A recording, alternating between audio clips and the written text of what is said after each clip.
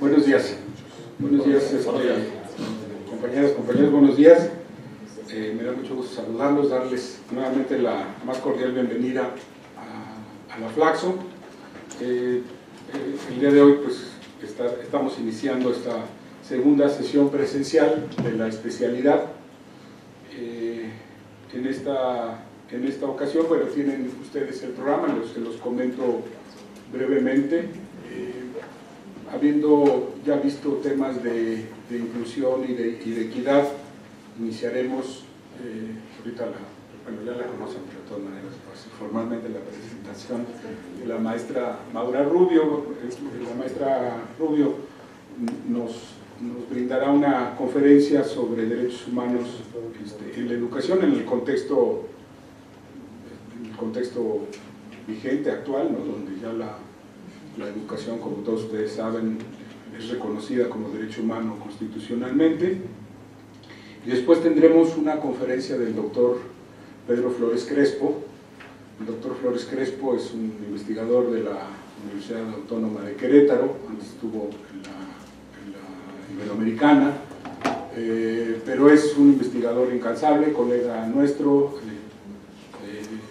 que tiene una mirada y un foco muy acertado desde mi punto de vista y desde muchos colegas en el tema de política, seguimiento de política y evaluación de política, que es exactamente lo que él estará trabajando, ¿no? Evaluación de políticas y programas educativos, hacia dónde vamos a caminar en este tema.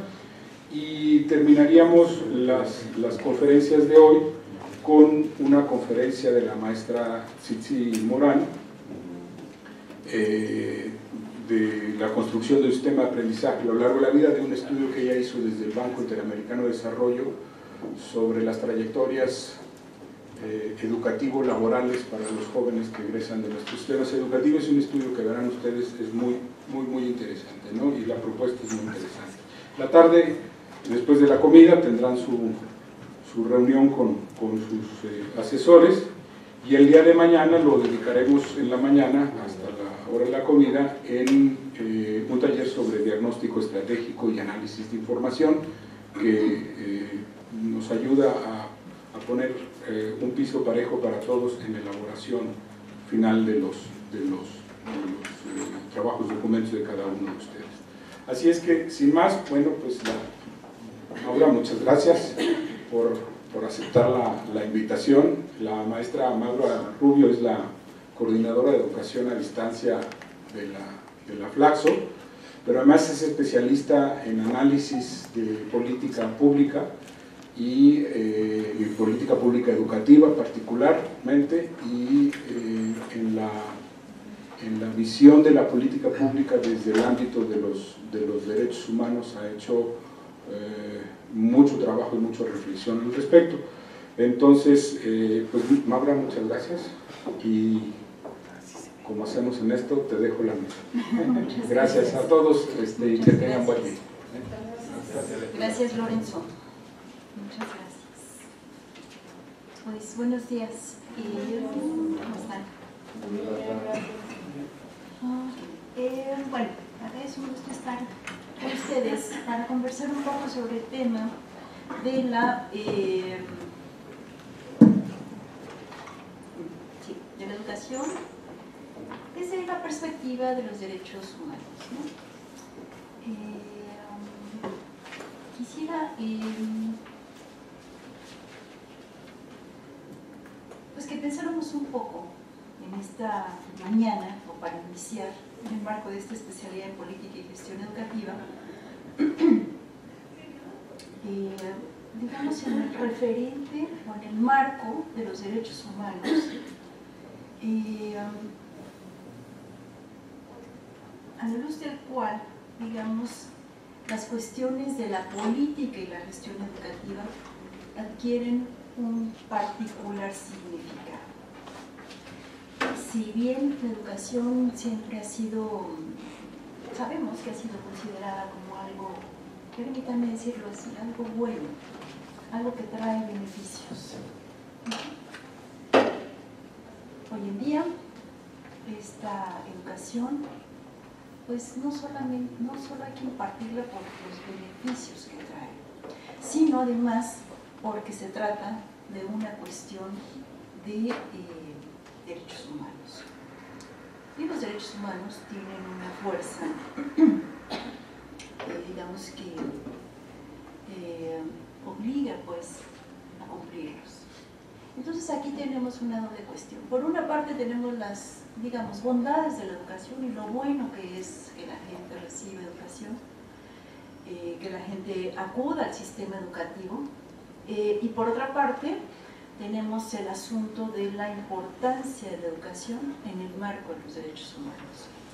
Entonces, quisiera empezar, hice una presentación, aquí la pusieron. Ya la vi, sí. Gracias, Humberto.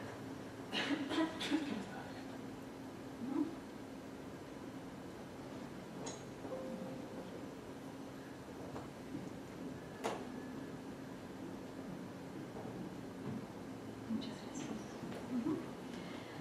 Entonces, titulé esta presentación, sí, la educación como derecho humano. Quisiera empezar por recordar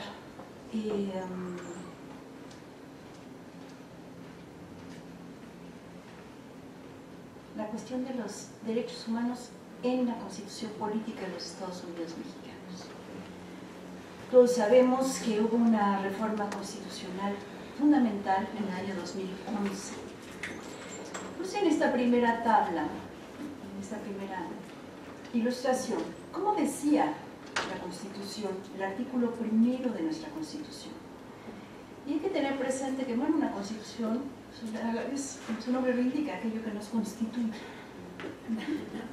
El artículo primero tiene pues, un especial significado, eso es con lo que entra, digamos, lo que se establece en primer lugar. Entonces, antes decía, en los Estados Unidos Mexicanos todo individuo gozará de las garantías que otorga esta Constitución. Fíjense ustedes, la Constitución otorgaba, en esa redacción, otorgaba garantías.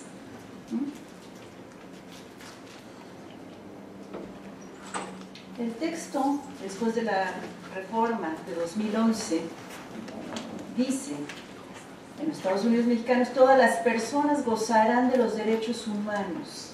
Ya no es que se les otorguen, que la Constitución les otorgue, sino que las personas gozan de derechos humanos. Y ya no son individuos, fíjense ustedes, esa otra diferencia. Todo individuo gozará, ahora son todas las personas gozarán de los derechos humanos reconocidos en esta Constitución.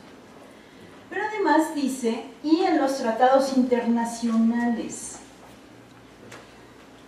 Entonces piensen ustedes en tratados internacionales diversos. Piensen, por ejemplo, en la Declaración Universal de los Derechos del Niño. Entonces, no solamente es lo que queda establecido en la Constitución, sino también en los tratados internacionales de los que el Estado mexicano es, o sea, parte. Y añade, así como de las garantías para su protección. Entonces todas las personas van a gozar de los derechos, pero además van a gozar de las garantías para protegerles esos derechos. ¿Qué además se añadió en esta reforma? Dice, las normas relativas a los derechos humanos se interpretarán de conformidad con esta Constitución y con los tratados internacionales. Fíjense lo que está diciendo.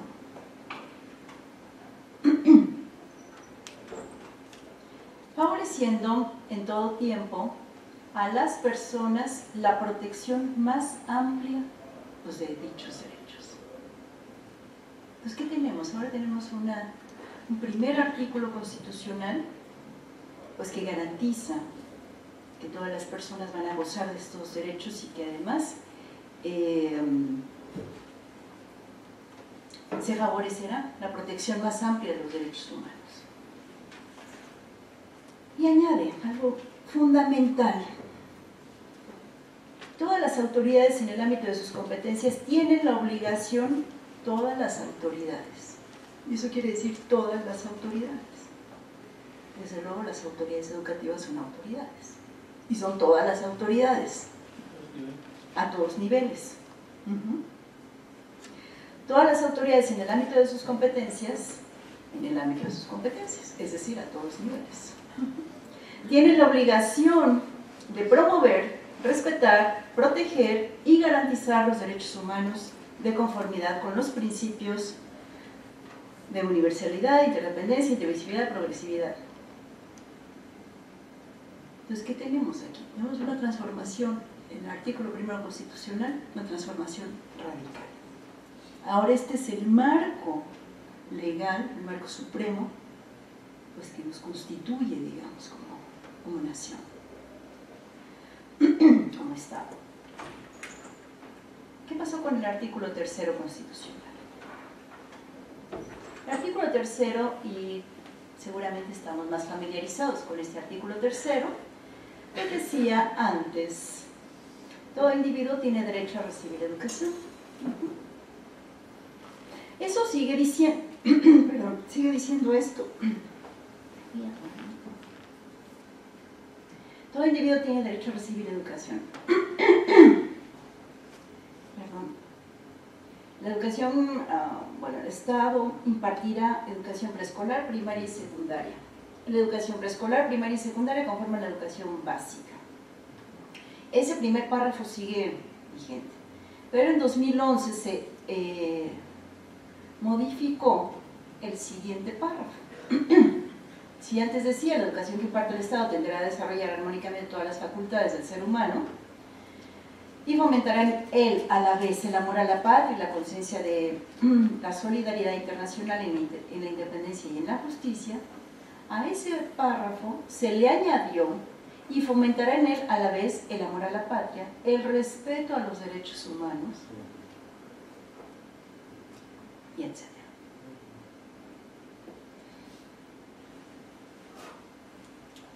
En cuanto al artículo tercero, en el año 2012, bueno, ha tenido varias reformas este artículo tercero, en el año 2012 se añadió algo más.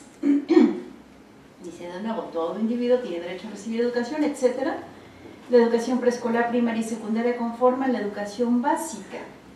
Esta educación básica y la media superior serán obligatorias. Eso es desde 2012.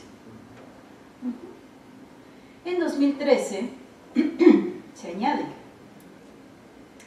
el Estado garantizará la calidad en la educación obligatoria,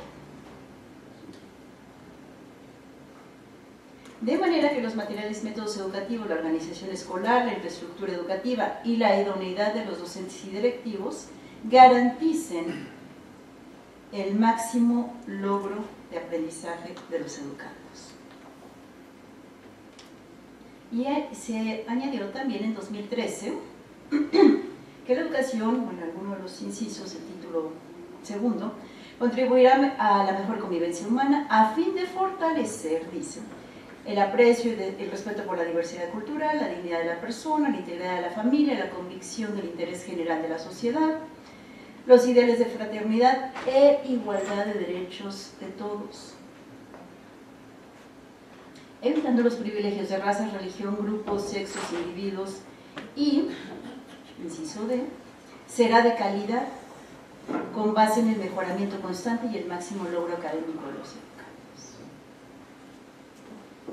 Entonces, de 2011 a 2013 tuvieron lugar todos estos cambios en la Constitución Política de los Estados Unidos Mexicanos. Y este es el nuevo marco con base en el cual pues se rige el sistema educativo en México. ¿Para dónde viene la cuestión esta de el derecho a la educación. Bueno, conocemos la Declaración Universal de los Derechos Humanos del año 1948. 1948, reciente, poco tiempo después que terminó la Segunda Guerra Mundial. Ahí se establece el derecho a la educación. Y ahí dice claramente toda persona tiene derecho a la educación. Dice también la educación debe ser gratuita. La instrucción elemental será obligatoria. Habría que ubicarse en ese tiempo a qué se le llamaba elemental y a qué se le llamaba fundamental. En aquellos años no había esta distinción que tenemos aquí ahora en México de, por ejemplo, educación básica. Había educación elemental y educación fundamental. Fundamental se refería a la educación, digamos, necesaria para el trabajo, básicamente. Y la elemental era lo básico de saber leer, escribir, matemáticas, etc. La instrucción elemental será obligatoria, la técnica y profesional deberá ser generalizada, el acceso a estudios superiores será igual para todos. La educación tendrá por objeto el desarrollo de la personalidad humana. Fíjense lo que dice nuestro artículo 3. Voy a regresar un poco. Y esto dice la declaración: la educación tendrá por objeto el pleno desarrollo de la personalidad humana y el fortalecimiento del respeto a los derechos humanos y las libertades fundamentales.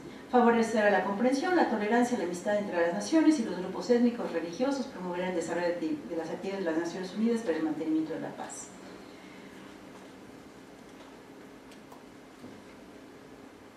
Artículo 3. La educación que imparte el Estado tendrá a desarrollar armónicamente todas las facultades del ser humano.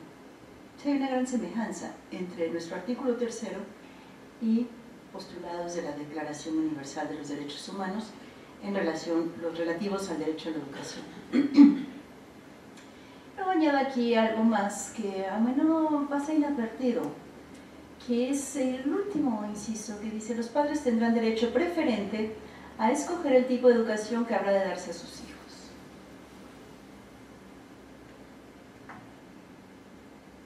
Ahí lo dejo, nada más para tenerlo presente.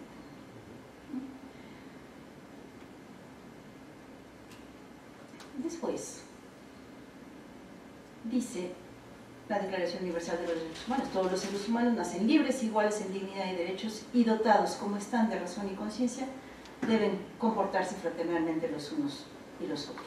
Todas las personas tienen todos los derechos y las libertades, no hay distinciones de ninguna índole y no se va a hacer ninguna distinción pues, en razón de condición política, jurídica, ningún tipo de distinción. Ahora, es la Declaración de los Derechos Humanos del año 48. Paso al año 66.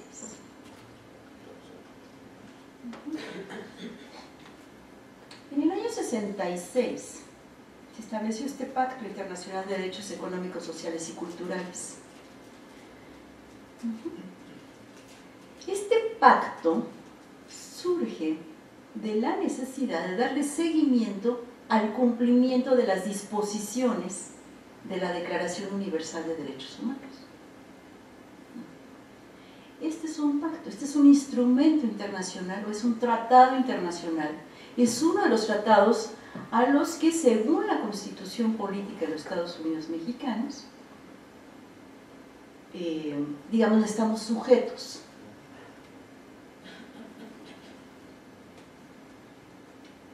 Este pacto, digamos, ratifica los estados partes, entre ellos México, reconocen el derecho de toda persona a la educación. Había que volver a decirlo, porque había muchas todavía situaciones, países, sociedades, en donde los niños, los jóvenes, estaban en condición de exclusión en relación con el sistema educativo. Y de nuevo, se ratifica: la educación se orientará al pleno desarrollo de la personalidad humana, dignidad, fortalecer el respeto por los derechos humanos, las libertades fundamentales, etc. Año 66. Ahora, año 66, este pacto conocido por sus siglas como PIDESC, dicen, está muy bien decir que todas esas personas tienen derecho a la educación. Eso está perfecto. ¿Y cómo le hacemos para conseguirlo? En el entendido, o digamos, dado el hecho de que muchos niños en distintas partes del mundo, incluido México desde luego, estaban fuera del sistema educativo. Entonces, en este pacto dice, la enseñanza primaria debe ser obligatoria y asequible. La enseñanza secundaria, en sus distintas formas, debe ser generalizada y hacerse accesible a todos, por cuantos medios sean apropiados. Y subraya el asunto de la gratuidad, la cosa de la educación gratuita. La enseñanza superior debe hacerse igualmente accesible, sobre la base de la capacidad de cada uno, o sea, sobre la base de los méritos, ¿no? Debe fomentarse o intensificarse en la medida de lo posible la educación fundamental para aquellas personas que no hayan recibido terminado el ciclo completo de instrucción primaria. Se debe proseguir activamente el desarrollo del sistema escolar en todos los ciclos de la enseñanza, implantar un sistema adecuado de becas, mejorar continuamente las condiciones materiales del cuerpo docente. Pero en el año 66 aparecen estos términos, asequible y accesible. Año 99. Si antes era 6.6, ahora es 9.9. Año 99. Pues ya teníamos la idea de asequible y accesible. En el año 99, seguimos en el marco de este PIDESC, y digamos que para nuevamente hacer el seguimiento de las disposiciones de este PIDESC, Naciones Unidas crea el Comité de Derechos Económicos, Sociales y Culturales. Es un comité ad hoc para esto, ¿no? En ese año 99 este comité me dice, bueno, ¿y qué significa esto de asequible y accesible? ¿Cómo hacemos para, digamos, instrumentar medidas o vigilar? O ¿qué significa todo esto? Entonces, allí los expertos consideran lo siguiente. La educación en todas sus formas, en todos sus niveles, debe tener las siguientes 4 características interrelacionadas: disponibilidad, accesibilidad, aceptabilidad y adaptabilidad.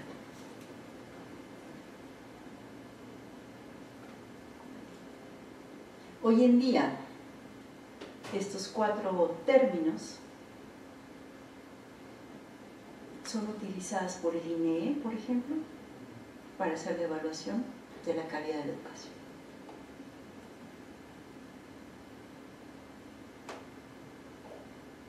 ¿Qué significa todo esto?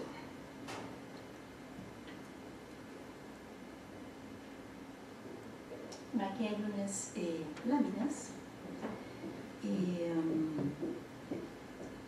donde está copiada la observación a la que me refiero en esta lámina, donde dice en 1999 este comité hizo observaciones al artículo, ahí está, estas observaciones.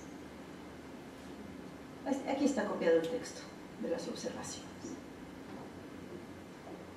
Bueno, y en estas observaciones ellos ponen disponibilidad, accesibilidad, aceptabilidad, adaptabilidad. ¿Qué significa cada una de estas? Disponibilidad, pues quiere decir, básicamente, que esté a disposición. Y hay 2 preguntas básicas. Yo esto lo he traducido en preguntas muy básicas, pues para dar respuesta. Primero, disponibilidad. ¿Hay escuela? ¿Cuántas comunidades en México no tienen una escuela cerca?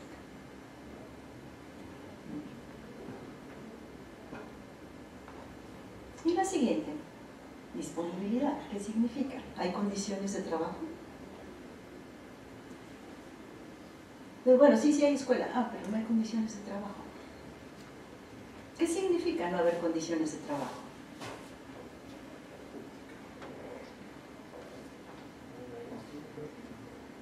No hay maestro,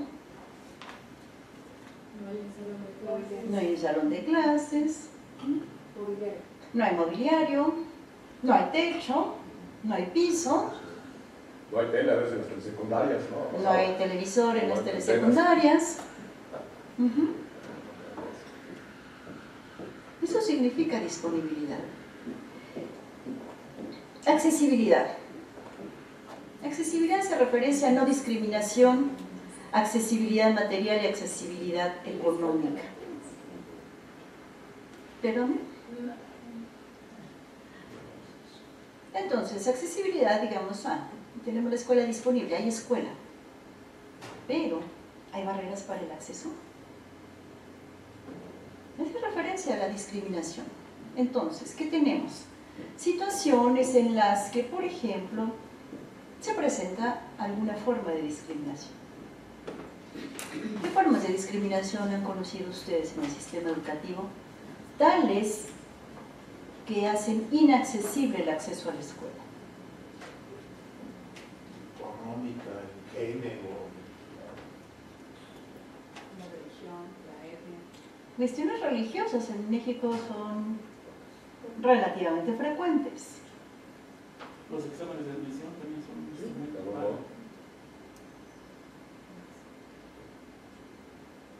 Vamos a ver sobre exámenes de admisión. No debería de haber exámenes de admisión en la educación primaria, escolar, ¿no? Discriminación por razones socioeconómicas, por ejemplo. Diga. Un tanto, yo agregaría que me queda claro que hay toda una discusión ahí. Yo creo que otra barrera muy importante en la accesibilidad tiene que ver con la condición socioeconómica de la misma población mexicana, ¿no? Eso de alguna forma demerita o yo diría que pues te niegue el acceso a la educación, ¿no? Yo creo que si estás preocupado de cierta manera en tu condición económica, yo creo que pierdes de alguna manera ese acceso a la educación también.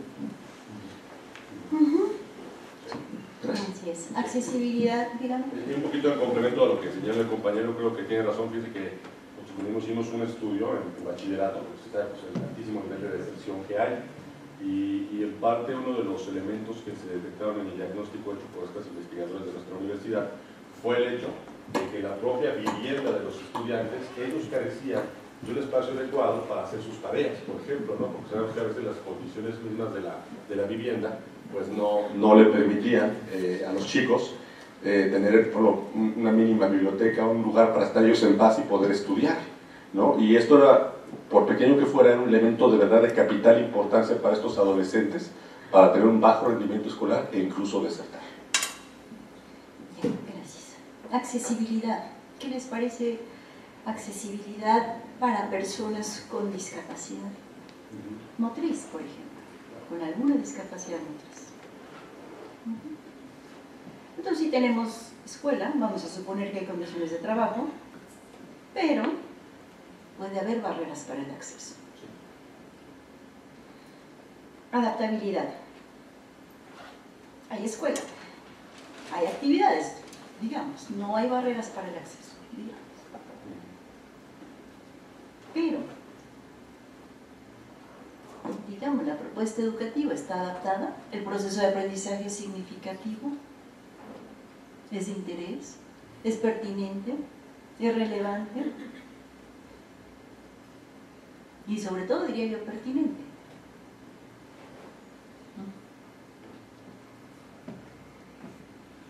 Aquí está uno de los principales problemas.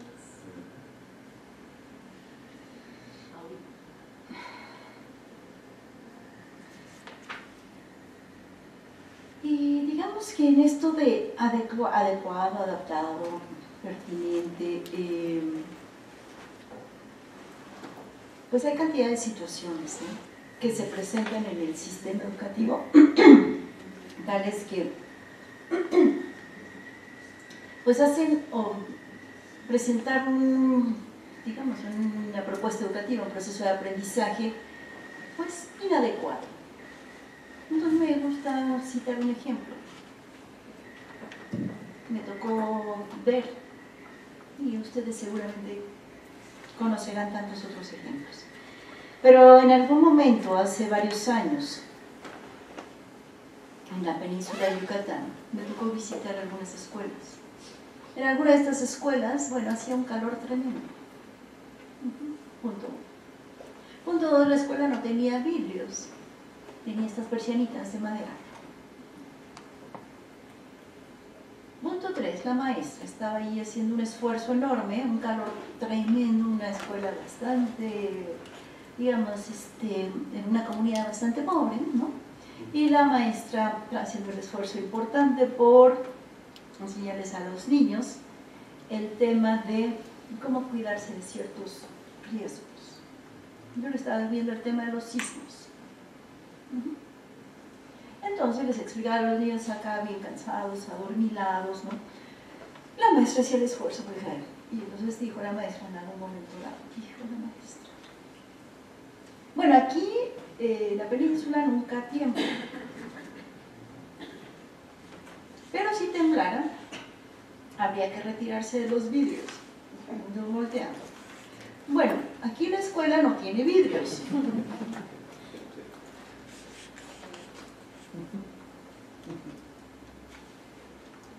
Bueno, entonces ahí el aprendizaje, pues, digamos, pierde. Situaciones como esa, pues, el aprendizaje carece, pues, obtiene un poco significado para los niños, ¿no? Finalmente, aceptabilidad. ¿Okay? En mi escuela hay actividades, hay procesos de aprendizaje, digamos, significativo, pero el ambiente escolar es aceptable. ¿Y qué quiere decir ser aceptable? Ni idea. Eso sí ¿qué es aceptable? ¿Aceptable para quién? Exacto. ¿Para ti qué sería aceptable? Que fuera muy liberal, que hubiera mucha participación, que no hubiera limitaciones, etc. Pero seguro que para el de enfrente no. Seguro. A lo mejor le gustaría el orden, que lo dirigieran, etc. Entonces eso de la aceptabilidad se me hace muy subjetivo. A mí, bueno, ya lo aclararás, pero... Diga. ¿Sí? Yo lo relaciono con la convivencia escolar, con un ambiente de respeto, de poderse expresar sin ser reprimido, etc. Bueno, y también el riesgo que tienen ahora con el crimen organizado, ¿no? Hay escuelas o comunidades que están, pues obviamente muy vulneradas por esa situación. De repente no pueden ir a la escuela porque hay toques de queda, o los papás ya no los mandan. Se refiere básicamente al clima escolar. Básicamente. En la escuela puede ser más liberal, menos liberal, puede ser. ¿Qué es el clima escolar? Hace referencia al respeto a los demás.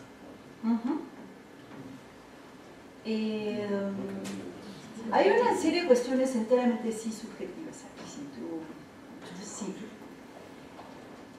Y requiere mucha, yo qué te diría, como una actitud muy democrática y muy tolerante. Y esto que decíamos acá arriba, la tolerancia, como decía acá arriba, tendrá por objetivo el desarrollo de la personalidad humana, el fortalecimiento del respeto a los derechos humanos y las libertades, favorecerá la comprensión, la tolerancia y la amistad entre naciones, grupos étnicos, religiosos, promover el desarrollo, etc. A eso hace referencia. Dígame.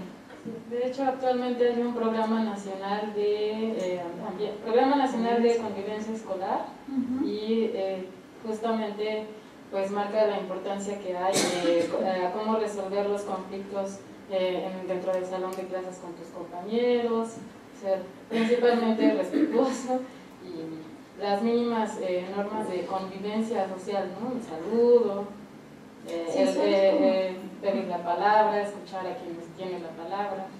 Es todo eso. Fíjate que hay una cosa bien importante. A veces se piensa que con esta perspectiva de derechos humanos, estos programas de convivencia, cómo tratar los conflictos, etcétera, resulta que ahora todos tenemos que ser amigos, ¿no? Yo digo, no. Básicamente lo que creo que no hay que perder de vista es que entre las personas, en un ambiente escolar, para decir un ambiente escolar, para no referirme a otros ámbitos, pero casi lo podría llevar a otros ámbitos. Digamos, en el ambiente escolar podemos relacionarnos de distintas formas. Podemos pelearnos inclusive. Pero, si nos vamos a pelear, respetemos nuestros derechos humanos. Recíprocamente. Respetemos a la persona. Respetemos ciertas reglas. Si vamos a competir, lo mismo. En las escuelas es común que haya concursos. Explícitos o implícitos, no hay un concurso por quién sacó la mejor calificación. Las escuelas sí suelen jerarquizar también a los estudiantes. Otra discusión es si eso es pertinente o no es pertinente, eso es otro tema. El hecho es que se hace actualmente. Ok, si vamos a hacer eso, ¿y cómo vamos a relacionarnos? ¿En qué marco, digamos, de normas formales e informales? Y hay normas formales, hay los reglamentos escolares, a menudo desconocidos por parte de los estudiantes y por parte de los padres de familia, los integrantes de la comunidad escolar. Pero hay los reglamentos.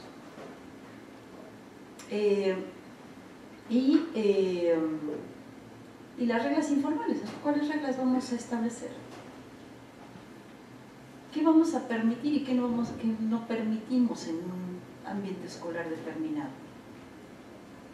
¿Qué es aceptable y qué no es aceptable? Entonces, voy a mencionar otro ejemplo, casos que me han ocurrido.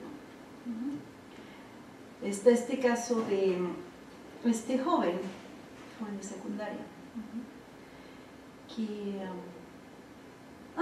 traía mucho piercing y tatuajes por todos lados.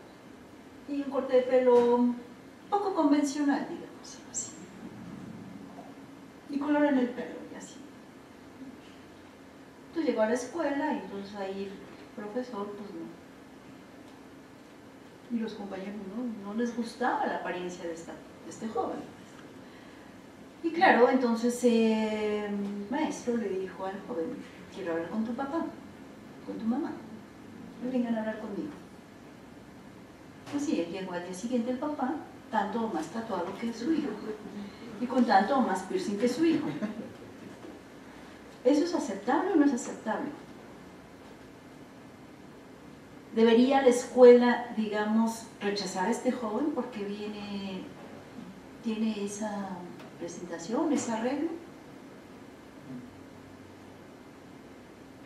Eso sería promover la tolerancia, el respeto a las diferencias, etc.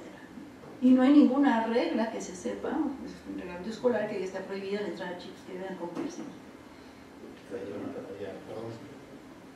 Diga, nomás pásense el micrófono. Sí, ahorita yo estaba preguntando por el micrófono, pero ahorita en ese sentido, en media se está impulsando algo que llaman normalidad mínima. Es un concepto que viene de básica. La normalidad mínima, ¿qué implica? Lo mencionaste hace un momento. Las normas básicas que debe conocer un profesor. Y esto se detonó a partir de casos graves que ha habido en muchos planteles, derivado de abuso sexual o violaciones. Hay una recomendación de derechos humanos en donde todos los trabajadores de un subsistema, de toda la media superior, ahora ya nos tocó, tenemos que pasar por una serie de cursos de derechos humanos. También te puedo ir a ver a la comisión para ver qué cursos tienen que instrumentarse. Pero bueno, ¿por qué surgió?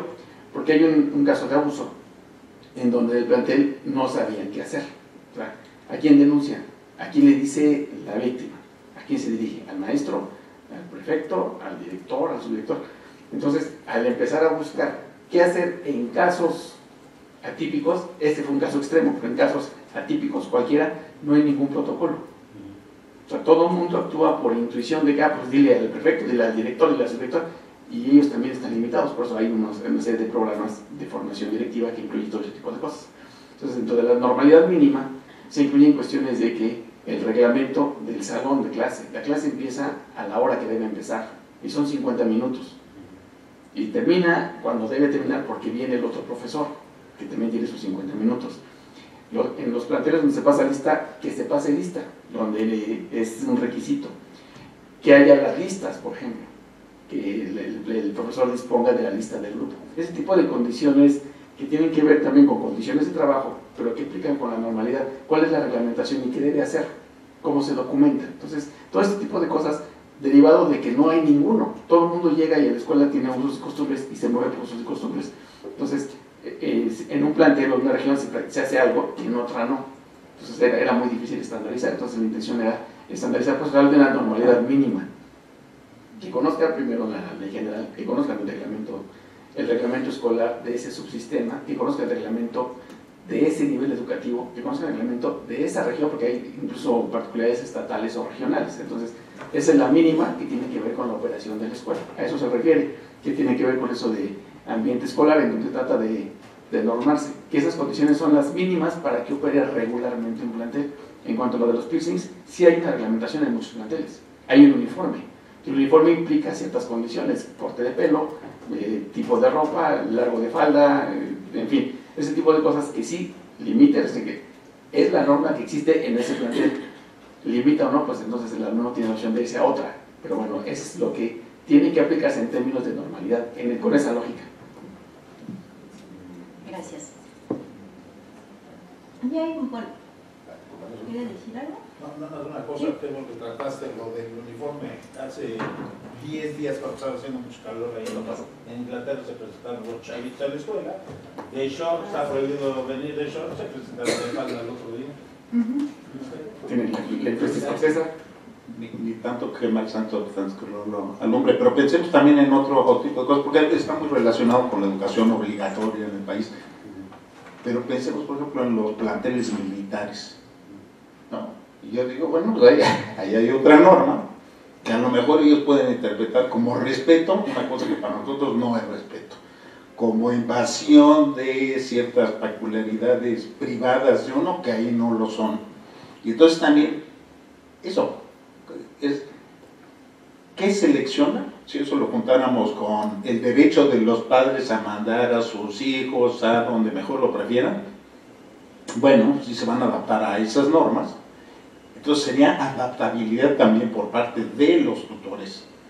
Yo mando a mi hijo a una escuela religiosa, una más formal, una militar, una muy liberal, entonces tiene que juntar las dos cosas. Entonces, terreno muy movedizo, pienso yo.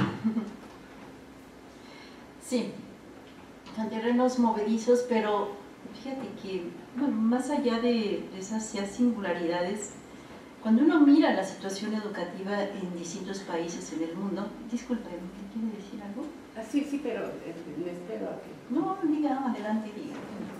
Bueno, iba a comentar un poco el caso de CECATI, y por una parte, y por otro lado, comentar, bueno, hoy en términos generales también las propuestas curriculares apuntan a las particularidades de distintos grupos, reconoce las diferencias y la diversidad, o es la tendencia en términos generales. Y pensaba al escuchar a Daniel con esta cuestión de la normalidad mínima, y recién aquí tenía la palabra respecto de, bueno, ¿y dónde está mi derecho a tener a mis hijos donde yo quiera, o como individuo a estar donde yo quiera? Y pensaba en los CECATI, Centros de Capacitación para el Trabajo Industrial, que están en el marco de la educación media superior, pero que no son media superior, tampoco son educación obligatoria, y que capacitan para el trabajo, entre otras cosas, o para el emprendurismo. Y uno va por los planteles, y por ejemplo, si estás en el taller de alimentos y bebidas, todos los talleres, las aulas, tienen a la vista reglamentos, porque el manejo de alimentos y de bebidas requiere especificidades de indumentaria, de limpieza, de higiene. Pero vas, por ejemplo, a soporte informático, y casi siempre los chicos son de estos con piercing, con medios dark, y no importa eso porque están metidos, o igual que en mecatrónica, en otro escenario. Y todas las aulas dicen, la de mecánica, pienso, qué sé yo. Entonces sí es establecer las reglas del juego también, ¿no? Pero desde este escenario más de las particularidades también de las disciplinas que tienen exigencias, ¿no? Un comentario. Gracias.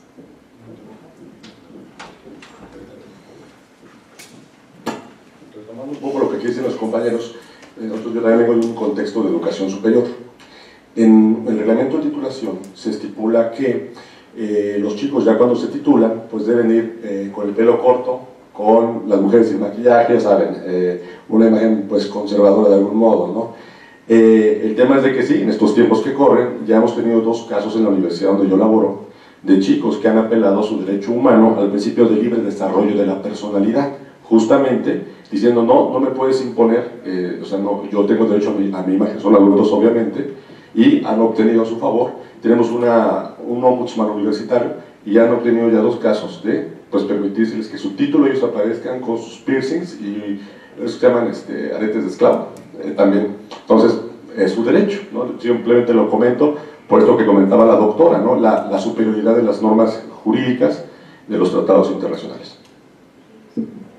Gracias. Pues hay una serie de situaciones, como el asunto es muy discutible, ¿no? Y ejemplos hay innumerables, ¿no? Innumerables ejemplos de situaciones que uno diría, ¿es aceptable o no es aceptable la cuestión? ¿Es adecuado? Y hay una parte la accesibilidad y la disponibilidad. Pero ya la parte de adaptabilidad y aceptabilidad mucho más, digamos, difícil. O sea, hay situaciones tan, digamos, evidentes, diríamos, o tan claras, ¿no? Mencioné este caso de este joven, ¿no? Pero no hace mucho tiempo también me tocó tener noticia de una escuela donde pidieron a los niños que llevaran algo para festejar el Día de Muertos y el Halloween a la vez. Juntaron las dos. Los niños tenían que llevar algún disfraz.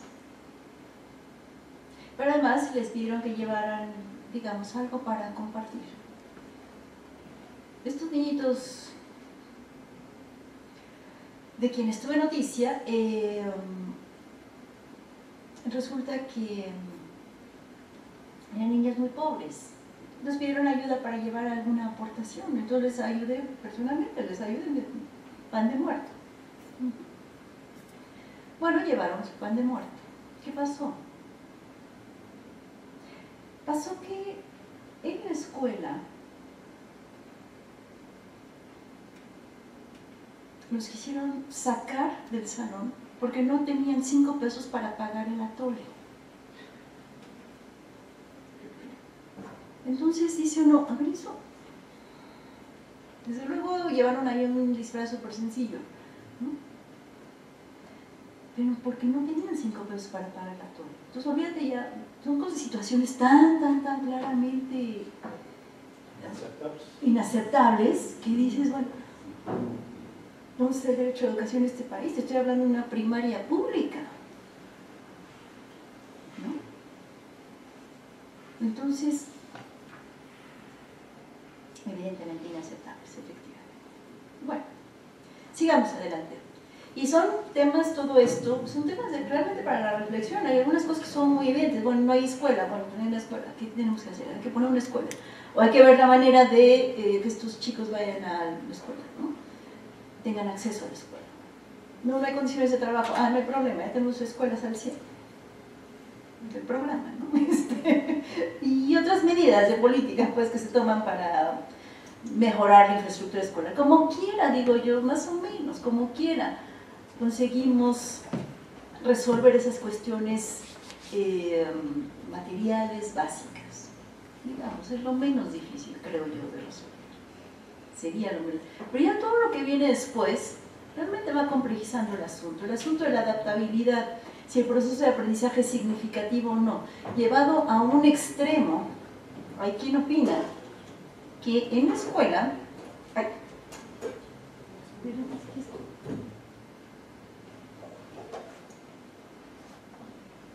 Hay un agujero aquí. Problema de disponibilidad.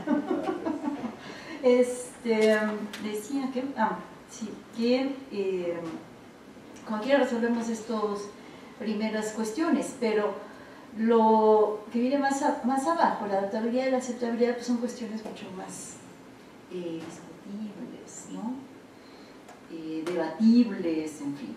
Pero en todo caso lo que se espera es que sí haya un ambiente de respeto a los derechos humanos, e iba a decir que en la cuestión de adaptabilidad hay quien lo lleva al extremo y dice, bueno, si los chicos se aburren en la escuela es que ahí se les está violando su derecho a la educación. Esto no tiene ningún significado. Estos niños que les contaba de allá de la península de Yucatán, que estaban enteramente desinteresados. Ahora uno acude a ciertos planteles, no quiero mencionar niveles educativos, ni planteles, ni servicio educativo, alguno en particular. Pero creo que todos hemos podido ver, o incluso estar, en aulas tomando la clase, que carece, todos los estudiantes están, niños o jóvenes están ahí, como tratando de qué se trata, ¿no? Y enteramente dispersos o en otra cosa, ¿no? Entonces, ahí se podría decir, se está violando el derecho a la educación, o el derecho a una educación de calidad. Entonces, estábamos en esto, año 99, decíamos, ¿no? Desde entonces están pensando en estas cosas. Conforme ha ido pasando el tiempo, estas dimensiones, estos elementos, estas características se han ido afinando, se han ido traduciendo en indicadores más claros para poder valorar, digamos, la calidad o la medida en que se está garantizando el derecho a la educación. Algunas características de los derechos humanos, acordémonos, tengamos presente, son derechos que se aplican a todas las personas sin distinción alguna, es decir, son universales, no son inalienables. Ni puedo yo renunciar a mi derecho, no, yo no tengo derecho a la vida, no, espera, que tú no puedes renunciar a eso. No, yo no quiero derecho a la educación, no.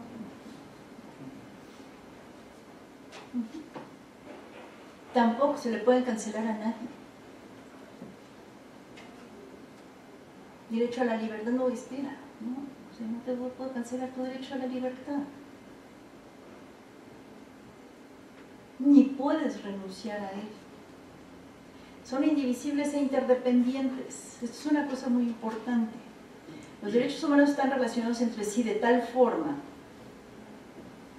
que para ejercer plenamente determinado derecho es necesaria la intervención de uno u otros derechos. Por ejemplo, quiero ejercer mi derecho a la educación, necesito acceder al derecho a la salud. Tengo problemas de salud, bueno, no puedo ejercer mi derecho a la educación. Y necesito ejercer mi derecho a la alimentación.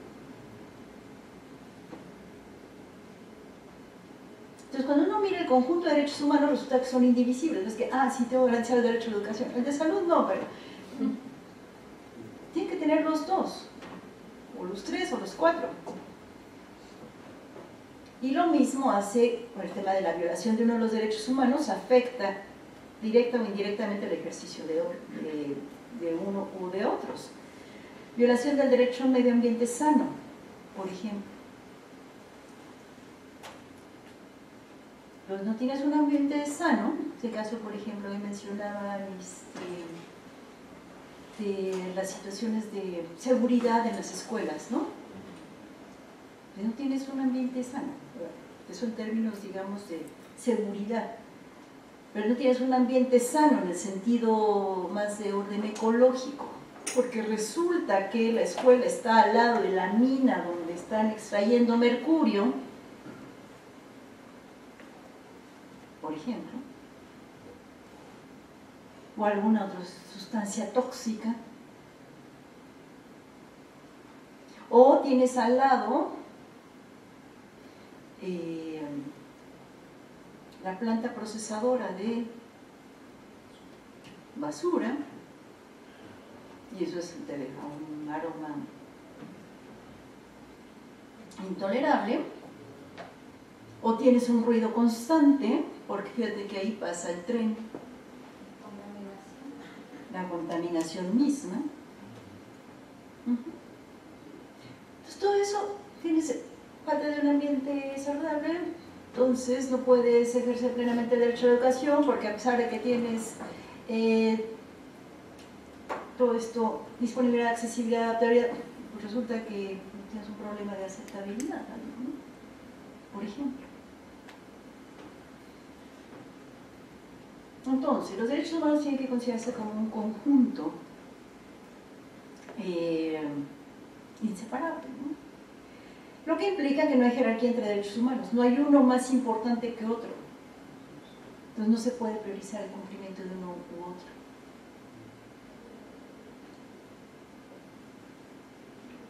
Principios de los derechos humanos. Si todo esto piénsenlo para la educación, por ejemplo. Los derechos humanos, digamos, para garantizarse, ha de hacerse el máximo uso de recursos disponibles. ¿Qué quiere decir esto? Han de destinarse el máximo posible de recursos disponibles. Es una frase, digamos, que lo que indica es cuáles son tus recursos disponibles. Eso que tengas disponible, haz el máximo uso para garantizar estos derechos. Entonces tienes un problema, porque a ver, recursos disponibles. Tengo que garantizar el derecho a la salud, el derecho a un medio ambiente sano, el derecho a la libertad, digamos, el derecho a la alimentación, el derecho a la educación.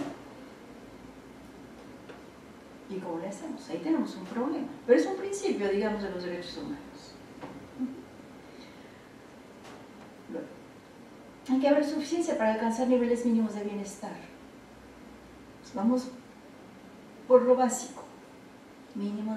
Básico de alimentación, nivel mínimo de bienestar en alimentación, en salud, en educación, etc. Siguiente es realización progresiva.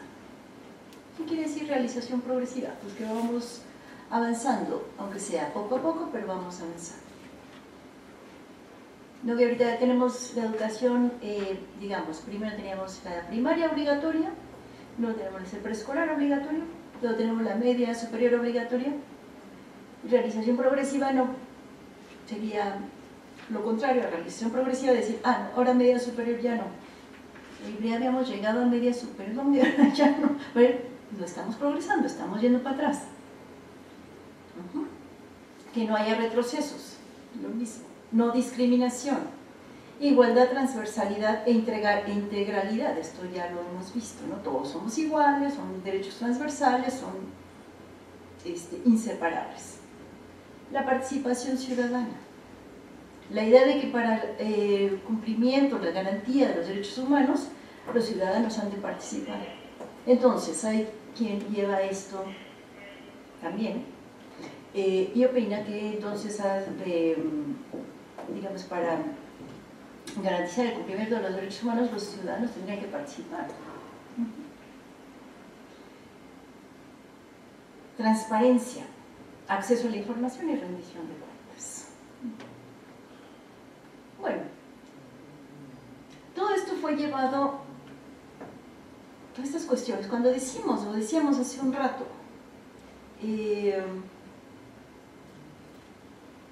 en la Constitución Política de los Estados Unidos Mexicanos se establece que todas las personas gozarán de los derechos humanos reconocidos en esta Constitución. Lo que está implicando es todo esto que estamos hablando.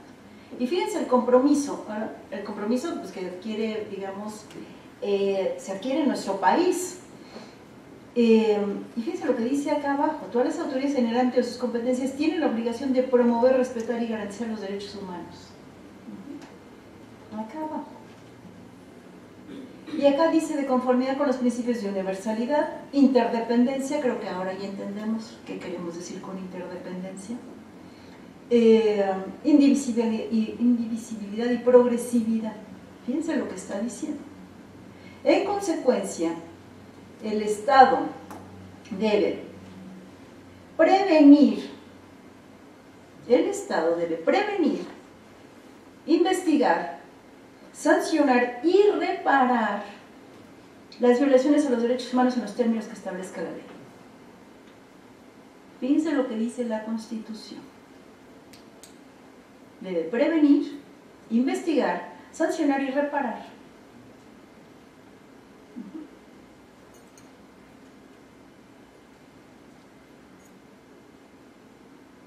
Ya vimos lo que es todo esto. Ahora,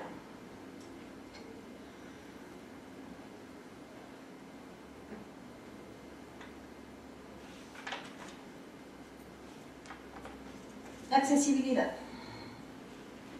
¿Hay escuela?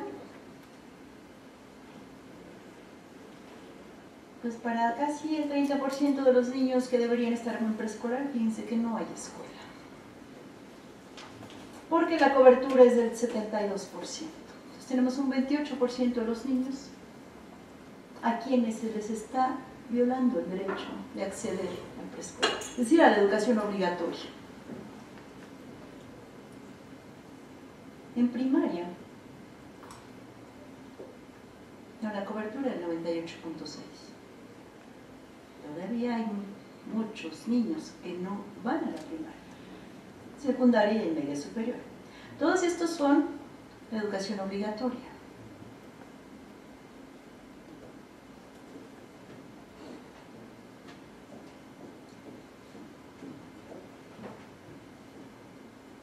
La medida de escolaridad, analfabetismo,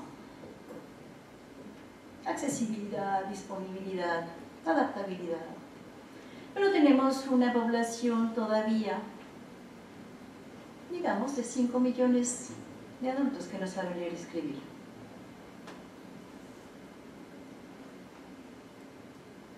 En un país de 120 millones,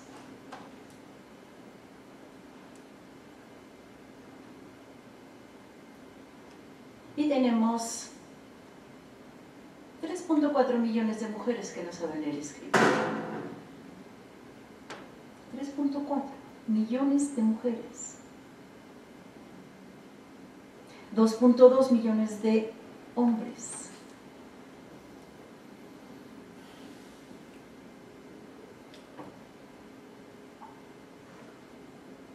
Tenemos, digamos, la quinta parte de los analfabetos vive en hogares indígenas, la quinta parte.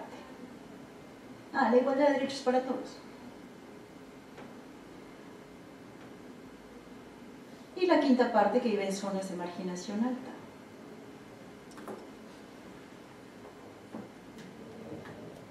Entonces, para estas personas, ¿qué podemos decir de esto en relación con estas personas?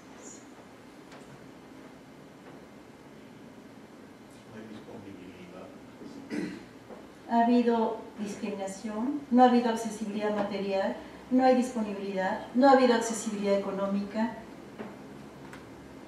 Sí, pero no hay disponibilidad. Exacto, si no hay disponibilidad no hay nada de lo demás. Pero también hay un porcentaje que no quiere hacerlo, las comunidades indígenas. Por ejemplo. Ellos deciden no ir a escuelas que no son las de ellos, o no compartir esas tradiciones. Y hay un porcentaje importante en el sureste, Chiapas, Oaxaca, hay, a veces dicen que mexicanos son, o sea, hay ese tipo de declaraciones. Entonces, aquí obviamente no se considera. Obviamente tienen derechos que ni siquiera saben que tienen y que pueden ejercer. Pero partiendo del ejemplo de los piercings, yo no quiero ir a tu escuela. Y eso pues, va a pegar a la estadística. Y no son pocos, sobre todo las personas mayores y mujeres. Por eso es el porcentaje y ese componente alto. Entonces hay aristas también que considerar en estos datos, ¿no? Pero bueno, sigue siendo rezago, eso sí me queda clarísimo. Por una parte. Por otra parte, tendría que haber una escuela con actividades y con un proceso de aprendizaje significativo. en su casa, ¿no? Porque bueno, no quiero ir a la escuela, pero quisiera ir a la escuela en general. Si esta fuera una escuela adaptada, recientemente, no sé si usted, no sé si tuve noticia, pero una persona justamente de Guerrero, un joven, profesor, por cierto, de educación básica de Guerrero, interpeló al secretario de Educación, Aurelio Nuño, en una mesa pública. Y le mencionó eso. Dijo que el sistema es estándar, todos lo mismo. Nosotros en Guerrero, en Chiapas, en Oaxaca, se refirió a esos 3 estados.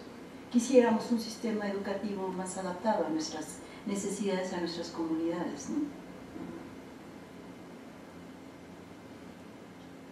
Sí está eso presente. Y hay otra discusión también, ¿no, Daniel? Y es el asunto de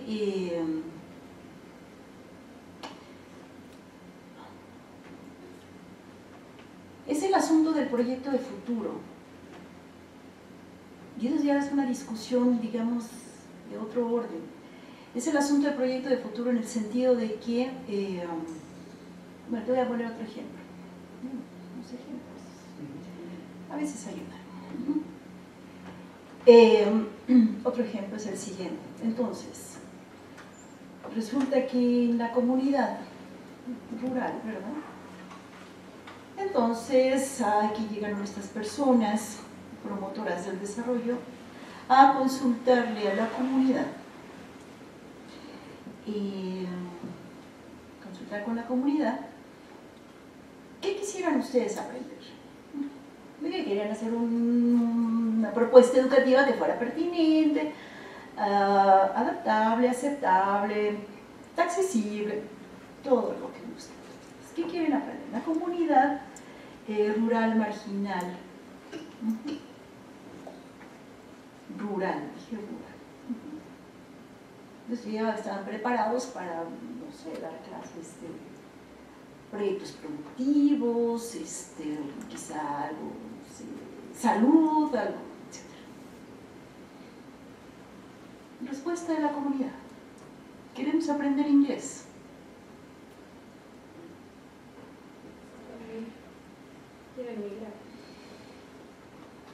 Es que es una discusión, ¿eh? Es una discusión esa.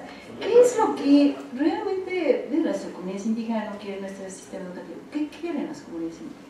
Esa es una, no digo yo que pasemos por alto, o escuchar por lo menos de qué es lo que proponen. Pero la otra cuestión es, decía yo, es de proyecto de futuro. Porque el sistema educativo, lo que es un conjunto de, digamos, lo voy a plantear de otra forma. El sistema educativo busca desarrollar ciertos aprendizajes, para decirlo así rápido. ¿Qué aprendizajes? Hay una discusión hace algún tiempo también, la persona que defendía si ciertas comunidades indígenas de América Latina tendrían o no que aprender el sistema decimal. Porque ciertas comunidades indígenas, fíjese que ese sistema no se ocupa. Y esta persona defendía no de su sistema. Claro, nada más que cuando vayan ahí a la sociedad, tener interacciones con el mundo occidental, entonces dejas en desventaja. Y creo que tampoco se trata de eso. Entonces ahí hay que ver un adecuado equilibrio, diría yo. Me parece que más bien es un tema de identidad nacional. Es decir, esas personas que no se quieren incluir es porque no las hemos incluido dentro de nuestro sistema.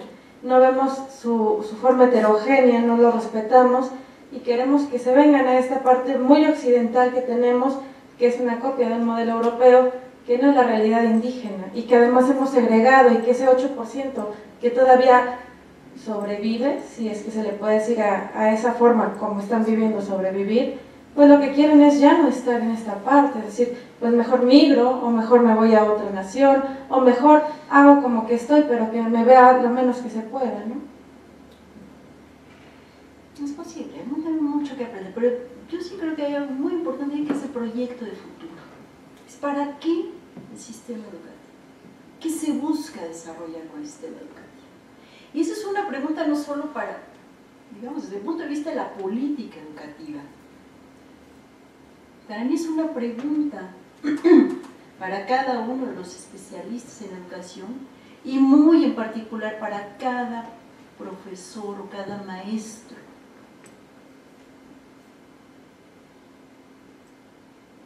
Que, como digo, a menudo tiene el valor de colocarse al frente de un grupo y conducir un proceso de aprendizaje.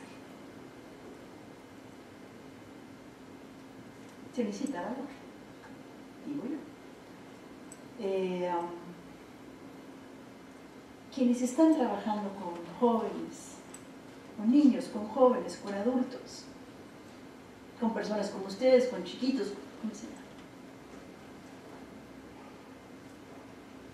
tendrían que tener una respuesta respecto a la pregunta ¿cuál es el proyecto de futuro?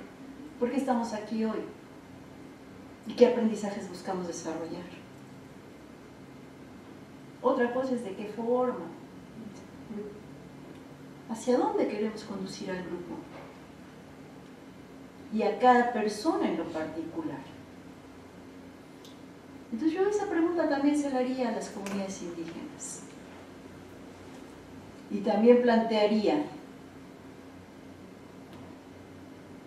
digamos, en un diálogo con quien sea, pues mi proyecto, digamos, como educadora, mi proyecto de futuro, y con cualquier grupo.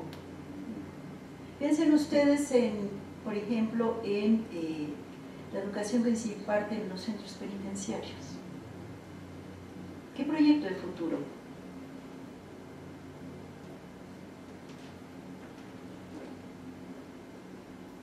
Y son de veras preguntas clave. Disculpe, ¿usted quería decir algo? Bueno, un poco, ya lo han mencionado, entiendo que es toda una discusión este asunto de las comunidades indígenas. Sin embargo, precisamente yo creo que la importancia de la educación radica en eso, ¿no?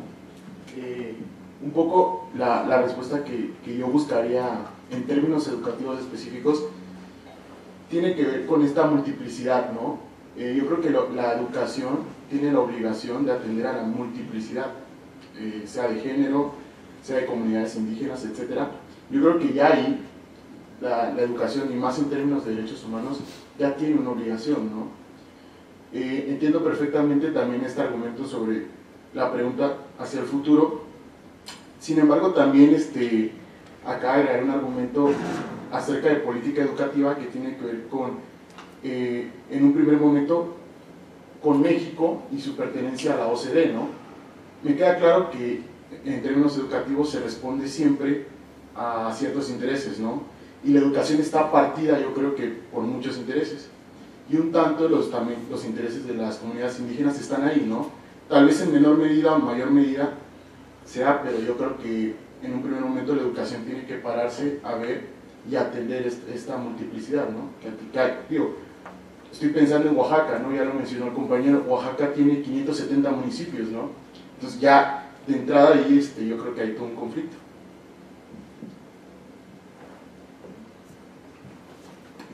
Gracias.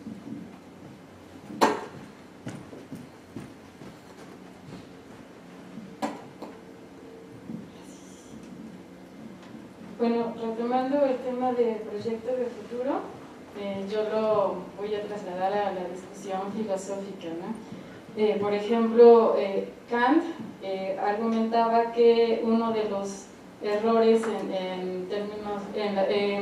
presentes en las personas que se dedican al tema de la educación es educar desde el estado presente de las cosas, ¿no? Él partía de la premisa que la educación debe de aspirar a un estado mejor futuro, ¿no? Él se refería específicamente al progreso moral del ser humano. Entonces, él decía, para una buena educación, que es parte de la felicidad del ser humano, es aspirar al progreso moral del ser humano. Entonces, aquí ya estamos elevando el tema de la educación, no ya a comunidades indígenas, ¿no? Estamos hablando del sentido, pues, de partir de la premisa del ser humano y del progreso moral. Entonces, nada más es el comentario respecto al proyecto de cultura. Sí, muchas gracias. Hoy en día, bueno, este no es el tema de esta presentación, pero hay una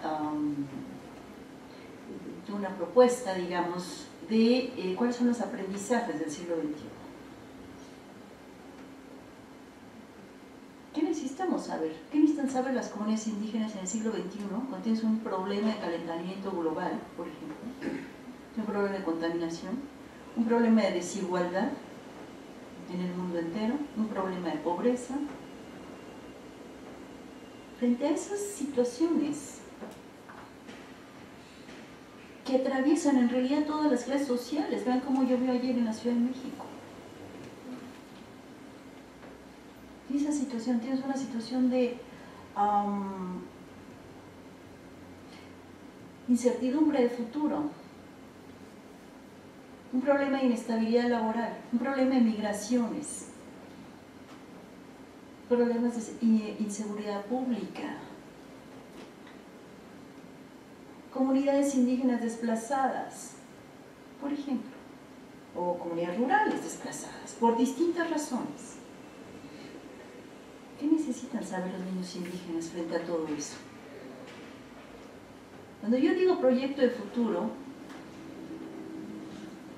me refiero a qué es lo que los niños, los jóvenes, los adultos necesitan entender. Y cuando digo entender me refiero a aprender. Para mí entender y aprender es lo mismo. Una vez que ya entendí la multiplicación es porque ya la aprendí. Por ejemplo, ¿qué aprendizajes?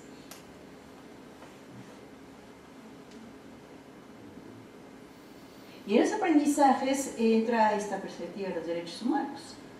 Claro. ¿Qué tengo que saber? Como, digamos, derechos decía que los indígenas ni siquiera saben qué tienen. ¿Tendrían que saberlo? Pregunto. Sí, son personas.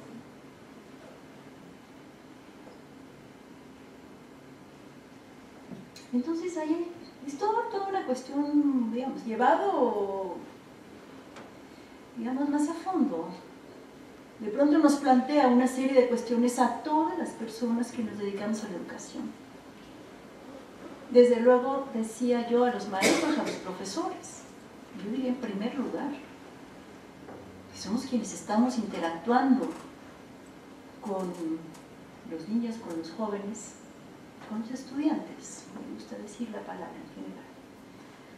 Hay quien dice los educandos.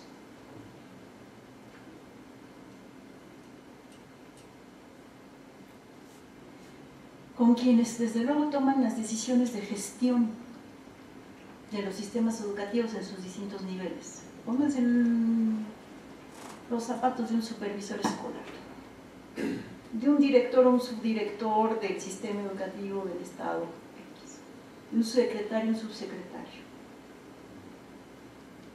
Ahora pónganse en el lado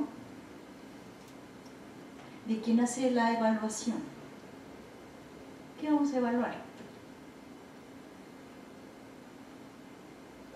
¿Y cómo evaluamos con esta perspectiva de derechos humanos?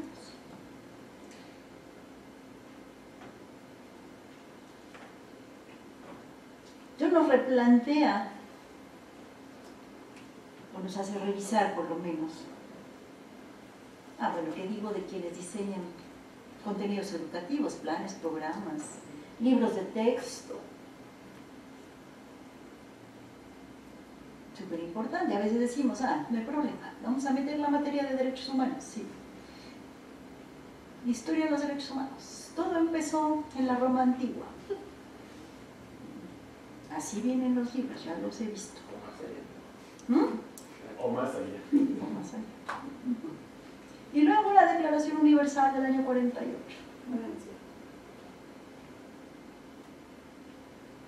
Asignatura cubierta, tema cubierto. no hay problema.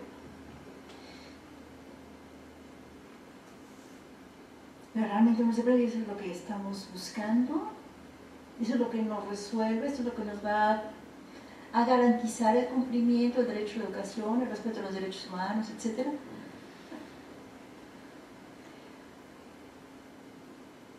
Entonces, hay un asunto, repito, de proyecto de futuro, claramente, en estas materias. La visión de los derechos humanos también forma parte de esa visión de futuro. ¿Cómo lo vamos a resolver? ¿Cómo lo vamos a atender? Se está definiendo ahora, está en proceso de definición. Este referente a los derechos humanos no existía antes, no lo teníamos presente, a pesar de que la declaración venía del año 48 y a pesar de que ya decía la educación es un derecho humano y debe garantizar estas cosas. Pero al momento que aparece esta cosa de la accesibilidad, esto que hemos mencionado, disponibilidad, accesibilidad, adaptabilidad, aceptabilidad, allí la cuestión toma otras dimensiones, otra envergadura. Ahora, tenemos algunos indicadores que muestran justamente que no ha habido acceso, disponibilidad, no ha sido adaptado, etc.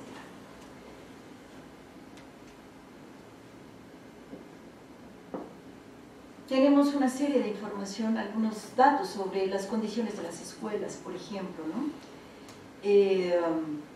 1 de cada 5 tiene techo de lámina de asbesto.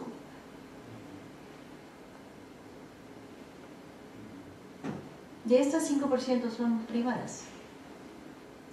Por cierto, hay escuelas privadas que tienen techo de lámina de asbesto o metal, efectivamente. Pero la mitad de las escuelas son las escuelas comunitarias del CONAFE.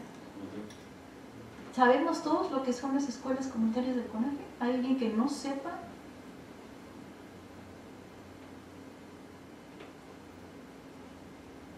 ¿Quién me puede explicar? ¿Quién sí sabe lo que son las escuelas? Adelante, por favor. Bueno, yo creo que sí. A ver si pueden compartir mis compañeros.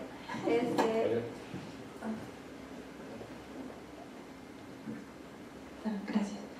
Bueno, el CONAFE es un servicio que forma parte del Sistema Educativo Nacional, que está orientado o se diseñó para satisfacer una necesidad de cobertura cuando no había posibilidad de que un maestro tuviera o pudiera llegar a zonas de alta marginación, que tuvieran una población muy pequeña y que estuviera alejada de capitales donde hubiera más acceso. Entonces se diseñó el modelo CONAFE con la finalidad de que no precisamente maestros, sino chicos finalizando estudios de secundaria, preparatoria, pudieran brindar el servicio educativo a niños de escuelas que fueron trabajadas bajo este esquema. Y así surgió CONAFE. No recuerdo muy bien en qué fecha fue, pero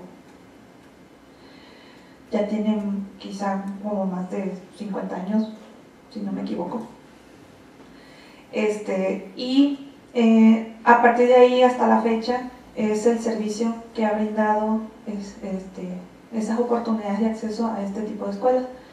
También la característica que tienen es que operan bajo la especie multigrado, donde los niños conviven, niños de primero, segundo, tercer grado de primaria o preescolar, en el mismo espacio, en el mismo grupo, y que el maestro, que en este caso no es maestro, sino una persona que tuvo un estudio superior, que además es becado para dar el servicio, lo debe de dar para que él también termine su estudio de bachillerato o de secundaria, y de esta manera este servicio permanece hasta hoy en día. Muchas gracias. Efectivamente, es un servicio educativo para comunidades aisladas, apartadas.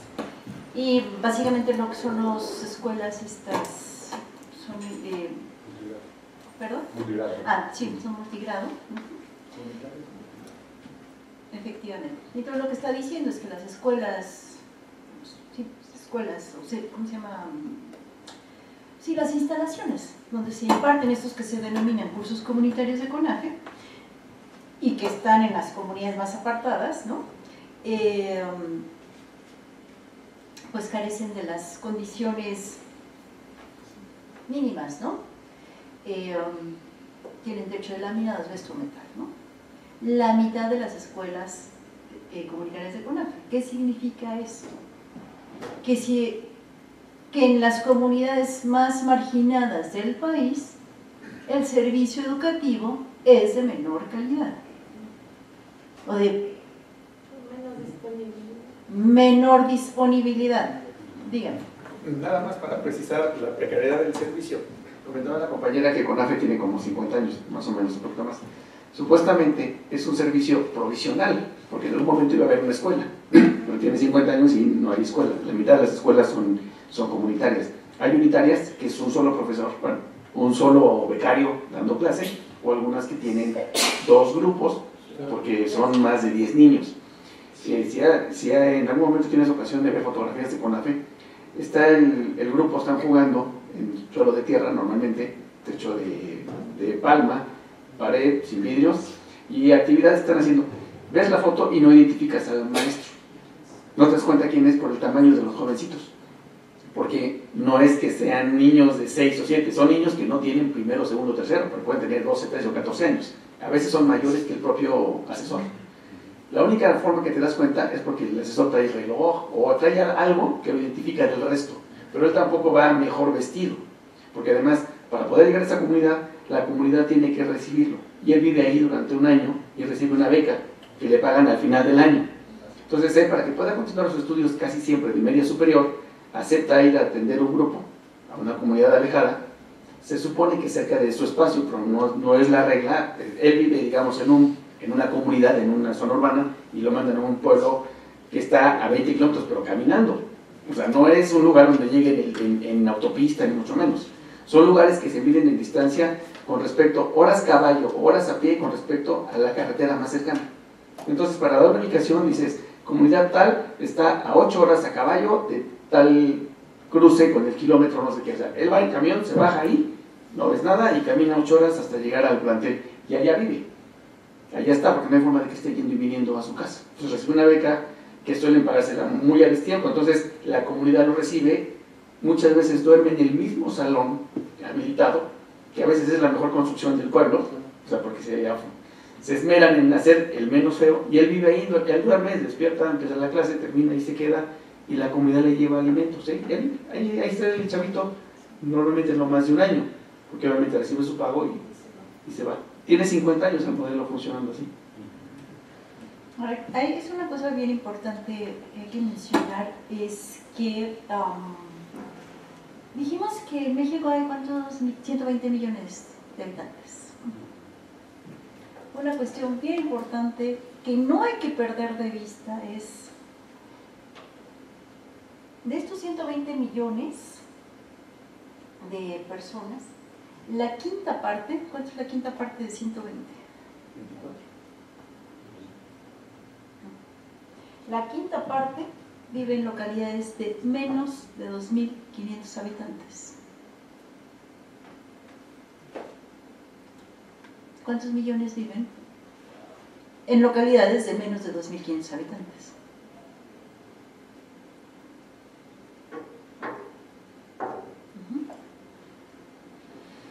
¿Cómo le llevas el servicio educativo a esos millones de personas?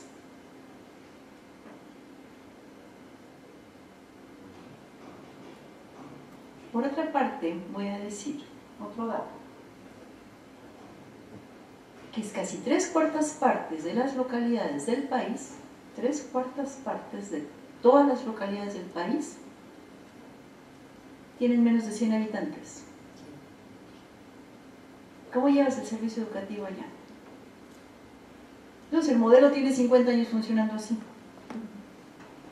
A ver, voy a poner una escuela en condiciones, con disponibilidad, accesibilidad. Yo quiero que te más la dinámica demográfica, doctora, porque, por ejemplo, simplemente en el estado de Morelos, hace 10 días más o menos, el delegado federal de la SED hizo entrega a varias comunidades porque ya no tienen demanda. Entonces las entregó a las instalaciones de los centros CONAFE para que ellos lo usaran como un centro comunitario, porque ya no tienen alumnos, ya no hay. Así es. Ya se fueron. Entonces efectivamente se las entregaron, ya para que ellos les pongan lo que consideren. Entonces, ahí de veras todo un problema muy complicado para el sistema educativo mexicano.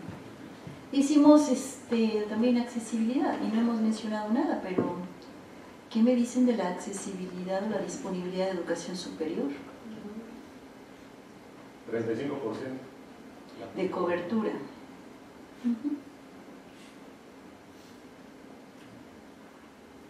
Diga. Sí, yo quisiera comentar, porque es una posibilidad real, el asunto de las tecnologías de información y comunicación. Y que de alguna manera sí es verdad que ha sido una apuesta desde hace ya varios años.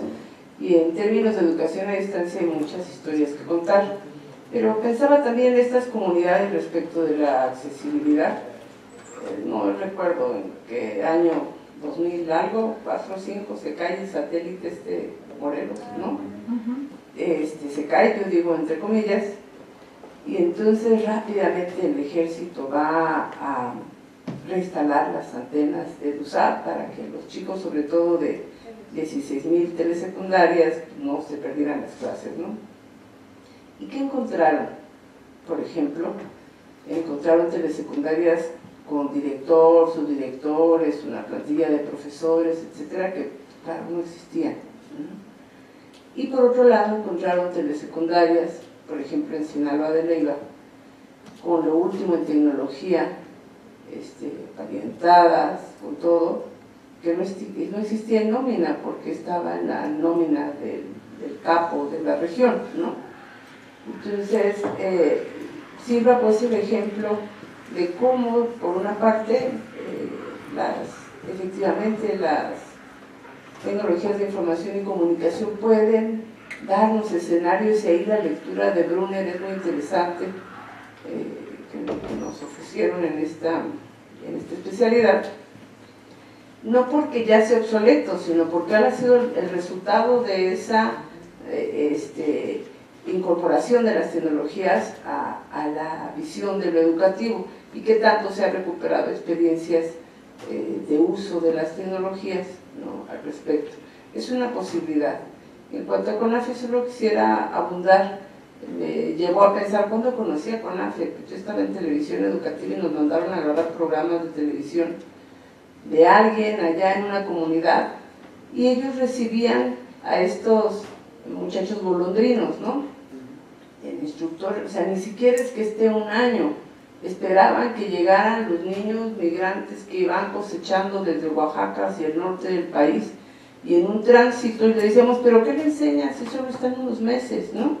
Y el muchacho decía, primero quiero saber qué saben, y a partir de lo que ellos saben, tratar de hacer algo para que tengan lo mínimo, leer, escribir.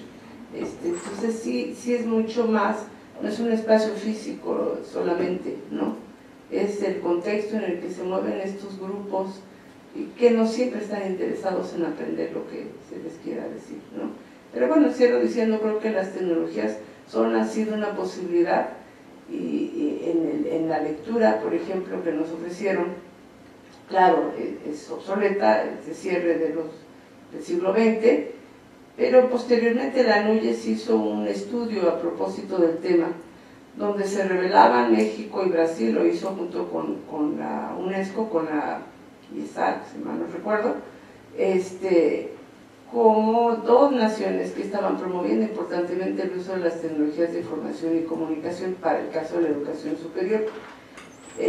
Pero uno mira también las políticas en la materia, y bueno, viene el asunto, el boom de las tecnologías, sale de USAID y México, todo lo que se iba a hacer en materia de salud y gobierno, y de repente se privatizan, y entonces todo lo que no tenía costo tiene costo ahora. Las posibilidades del internet satelital a las comunidades más lejanas tampoco, porque tienen costo. El servicio postal mexicano tampoco, porque tiene costo. Entonces también hay una serie de decisiones que tocan a todos estos derechos y a toda esta visión, ¿no? Creo que es importante también revisar. Muchas gracias. Quisiera comentar un par de cosas para ir cerrando esta charla con ustedes. No hemos hablado prácticamente nada del aprendizaje, los aprendizajes que se están logrando. Entonces, hay una oportunidad de revisar los resultados de aprendizaje. Esa es información que suele difundirse más en el país, ¿no? A raíz justamente de la aplicación de ciertas pruebas orientadas a medir el aprendizaje. Yo destacaría estas cuestiones, ¿no? Los preescolares, los egresados, los chicos de preescolar llegan a la primaria con aprendizajes insuficientes. No aprendieron en preescolar lo que debieron. Quienes concluyen primaria y secundaria no alcanzan los aprendizajes básicos. Esto se observa especialmente cuando se mide la capacidad de comprensión lectora, la capacidad de resolver problemas de matemáticas, ¿no? Hay enormes brechas en los aprendizajes logrados entre los estudiantes que asisten a distintos tipos de escuelas y que se encuentran en contextos sociales vulnerables.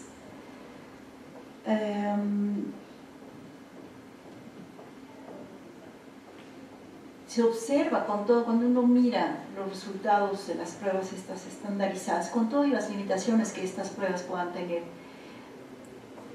hay tendencias positivas en el aprendizaje, pero todavía son insuficientes para lograr lo que esperamos que nuestros niños y jóvenes aprendan. Y bueno, hace falta mejorar los servicios educativos de las poblaciones más vulnerables y de menor desempeño, y sobre todo trabajar para superar la inequidad en la educación que es prevaleciente. Este ejemplo de CONAFE es muy ilustrativo respecto de la manera como a estas poblaciones que viven en condiciones de mayor marginación se les ofrece un servicio educativo de menor calidad, o digamos que no le garantiza a los niños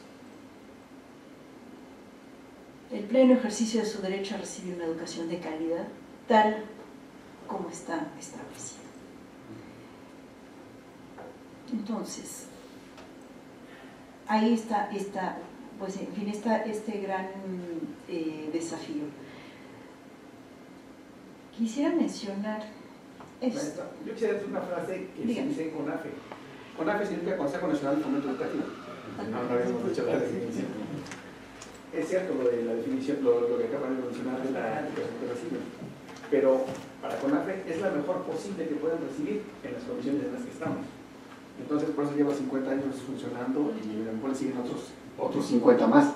En las condiciones de priorización de recursos y que a quién atiendes más, y CONAFE es el único servicio posible en esas condiciones. No, evidentemente no es el mejor desde el punto de vista del sistema, pero es el único posible en esas comunidades y las comunidades lo valoran mucho. Ahorita decía Alejandra, al maestro lo esperan como si fuera un niño héroe. O sea, cuando llega el asesor comunitario es fiesta nacional. A veces ese es uno de los riesgos de este programa. Cuando se queda más de un año se convierte en cacique del pueblo, del chavito, que es el más leído y escribido de la zona. Entonces ese llega a ser el otro problema en ocasiones, pero prefieren eso a que no llegue el asesor comunitario de CONAFE. Cuando llega créeme, es fiesta en el pueblo, la comunidad o ranchería, porque llegó el maestro que se va a hacer cargo de los niños, ¿no? Gracias. Y con todo tenemos todavía esa deuda pues, con estas poblaciones, ¿no? Y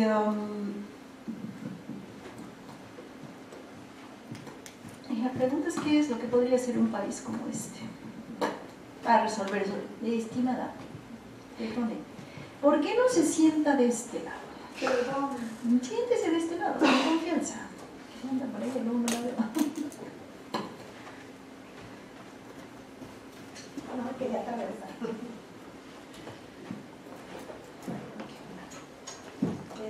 No, maestra, lo que pasa es que iba a tomar su pregunta de hace un momento para ejemplificar lo que he observado. Yo trabajo en el área de planeación de la Universidad Juárez Autónoma de Tabasco. Y usted tocaba el punto sobre cómo ese aprendizaje que se debió haber tenido en un nivel sigue siendo un problema que se lleva al siguiente nivel. Y lo muestro porque nosotros analizamos las estadísticas de los exámenes, de los resultados de exámenes Ceneval que aplican los aspirantes a la universidad. Y vemos que las áreas de conocimiento más bajos, o donde tenemos mucho problema, es precisamente comprensión lectora, habilidades de pensamiento, que desde preescolar se enseña. O sea, tenemos niños que pasan a primaria bajo la creencia de que la maestra de primaria le va a enseñar lo que no alcanzaron a ver en preescolar, y así sucesivamente. Entonces llegan a educación superior y tenemos reprobación, y tenemos rezago, y tenemos deserción, porque los chicos no alcanzan a lograr pasar ese umbral que debieron haber pasado durante casi más de 10 años de escolaridad. Entonces, la educación superior está recibiendo todo ese resultado de ese largo proceso de escolaridad que no ha sido atendido, o como bien decía usted, se ha movido en lo mínimo, pero no ha sido significativo como para impactar de manera positiva con los resultados esperados que se han diseñado a nivel internacional y nacional, con los resultados de la OCDE, que pide que se mueva el indicador de comprensión lectora y enseñanza de matemáticas o aprendizaje de las matemáticas, que es pensamiento o habilidades del pensamiento matemático. Entonces, ese era el ejemplo que quería yo ahondar, dado su comentario. Muchas gracias. Y con indicadores de la OCDE o sin ellos, así que los niños y jóvenes necesitan saber leer y escribir y resolver problemas. Entonces, quisiéramos, como ven, todo esto da lugar a muchas consideraciones, a muchas reflexiones. Quisiera cerrar con un par de cosas. Una es la cuestión de las razones de la reforma educativa de 2013. Pues cuando uno mira las razones de la reforma educativa, ¿por qué? ¿Por qué la reforma educativa? Bueno, pues porque hay un acceso limitado a una educación de alta calidad. Y se pueden ver los indicadores, variedad de ellos. Hay bajo desempeño de los estudiantes en las pruebas estandarizadas. Aquí dice enlace, escala y PISA, podríamos añadir las del Ceneval.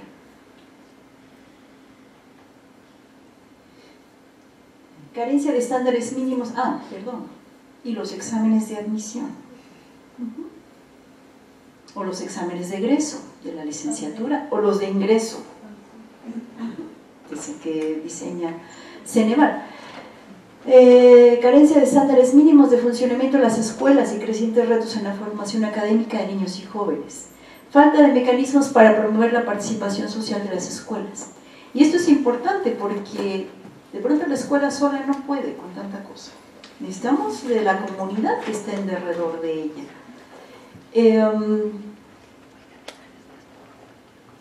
Insatisfacción de la sociedad con las prácticas y desempeño docentes. El papel de la SEP como órgano de evaluación del desempeño. Y hay una última razón. La educación como derecho humano básico clave que habilita el ejercicio de otros derechos. Esas fueron algunas de las, fueron las razones que se dieron por las cuales se implementó la reforma educativa. La voy a regresar al año 99. Y en el año 99 dice este comité, al considerar la correcta aplicación de estas características, disponibilidad, accesibilidad, aceptabilidad y adaptabilidad, se habrán de tener en cuenta ante todo los superiores intereses de los alumnos. En México, lo que escuchamos recientemente es, se habrán de tener en cuenta los superiores intereses del niño.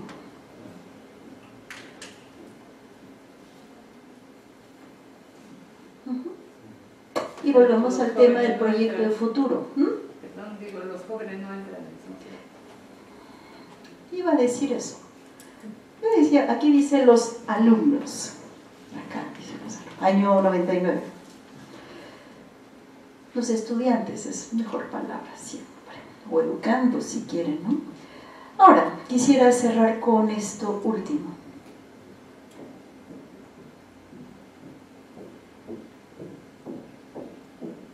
El ejercicio del derecho humano a la educación es condición esencial para el ejercicio de los derechos humanos. Los derechos civiles, sociales, políticos, económicos y culturales. A menudo comentamos de las grandes, digamos, limitaciones o carencias que tenemos como ciudadanos en México, en nuestro desempeño cívico, político, económico.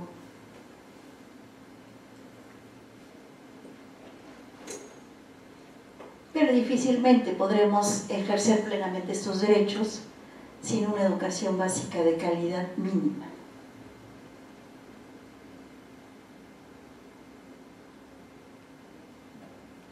Yo aquí dejo este planteamiento, que como ven es una serie de consideraciones que nos dejan muchas cosas en qué pensar en relación con la educación, la calidad de la educación y el derecho a la educación. Quisiera cerrar con un último ejemplo. El último ejemplo consiste en que hace no mucho tiempo y a raíz de las reformas constitucionales al artículo 3º constitucional y las reformas constitucionales en materia de derechos humanos, una comunidad del estado de Guerrero decidió demandar al Estado mexicano por violación al derecho a la educación. Una comunidad pobre, marginada del estado de Guerrero.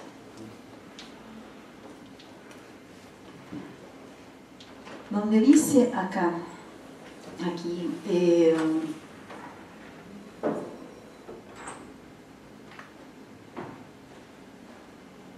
todas las autoridades en el ámbito de sus competencias tienen la obligación de promover, respetar, proteger y garantizar los derechos humanos.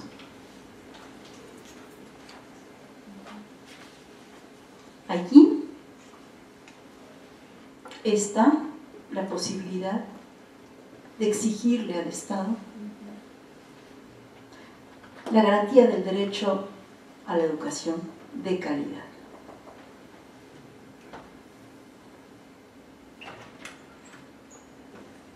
Pues muchas gracias por su atención y seguimos dialogando por aquí. Gracias.